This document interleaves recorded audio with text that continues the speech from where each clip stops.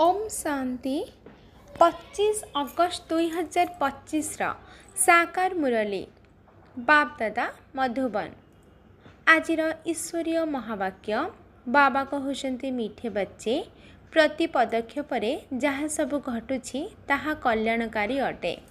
एही ड्रामारे सबुठारु अधिक कल्याण सेही मानकर हेउछि जो माने बाबांक स्मृति रे रहुछन्ति।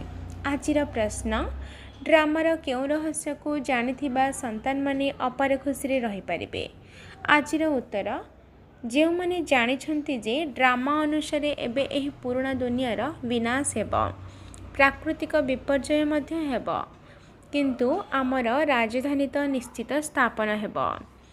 एथिरे केही किछि भी करि पारिबे नाही। जदिओ अवस्था तळ उपर हेबो, केबे बहुत उत्साहपूर्ण, केबे बहुत ठंडा, किंतु एथिरे चिंता करिबार नाही। समस्त आत्मा मानकर पिता भगवान आमको पाठ पढ़ाउछन्ति, एही खुशी रे रहिबाकु हेबो। आजिर गीत महफिल में जल उठी समा। ओम शांति। धारणा पाई मुख्य सार। 1 नंबर, सर्वदा एही स्मृति रे रहिबाकु हेबो जे आमे हेउछु गोपी वल्लभंकर गोप गोपी। एही स्मृति रे सर्वदा खुशीर पारद चढ़ी रहू। वर्तमान पर्यंत जहाँ किछि पढ़िच से गुड़ी को बुद्धि भूली बाबा जहाँ शुणाउछन्ति ताकू ही पढ़िबाकू हेबो। आमे हेलु भाई भौणी, एही स्मृति द्वारा बेकारी दृष्टि को समाप्त करबाकू हेबो। माया ठारू हारिबा उचित नुहे। आजिर वरदान, सेवा द्वारा जोगयुक्त स्थितिर अनुभव करुथिबा आत्मिक सेवाधारी हुओ। विस्तार, ब्राह्मण जीवन हेउछि सेवार जीवन। माया ठारू बंची रहिबार श्रेष्ठ साधन हेउछि सेवा। सेवा आत्मा को जोगयुक्त करिथाए, किंतु केवल मुखर सेवा नुहे, शुणिथिबा मधुर बाणी स्वरूप होई सेवा करिबा, निस्वार्थ सेवा करिबा, त्याग तपस्या स्वरूप गुड़िक द्वारा सेवा करिबा, विनाशी कामना गुड़िक ठारू ऊर्ध्वरे रही निष्काम सेवा करिबा, एहाको कुहा जाए ईश्वरीय सेवा बा आत्मिक सेवा। मुख सहित मन द्वारा सेवा करिबा अर्थ मन मनाभाव स्थिति रे स्थित हेबा।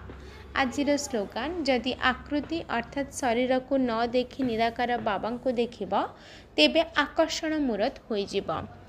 आजिर अव्यक्त इशारा, जदि सहज जोगी हेबाकु चाहुछ तेबे परमात्मा स्नेहर अनुभवी हुआ। बापदादांकर पिलामानंक प्रति एते स्नेह रहिछि जहाँकि भाबुछन्ति प्रत्येक संतान मो ठारू मध्य आगको चली जाऊ। दुनिया रे मध्य जହାର जहाँ प्रति अधिक स्नेह थाए ताको निज ठारू मध्य आगको बढ़ाई थाए। एहा हेउछि स्नेहर प्रतीक। तेणु बापदादा मध्य कहउछन्ति, मोर पिलामानंक भितरे एबे किछि भी कमी न रहो, समस्ते संपूर्ण संपन्न और समान होई जांतु। एही परमात्मा स्नेह ही सहज जोगी करि दिए।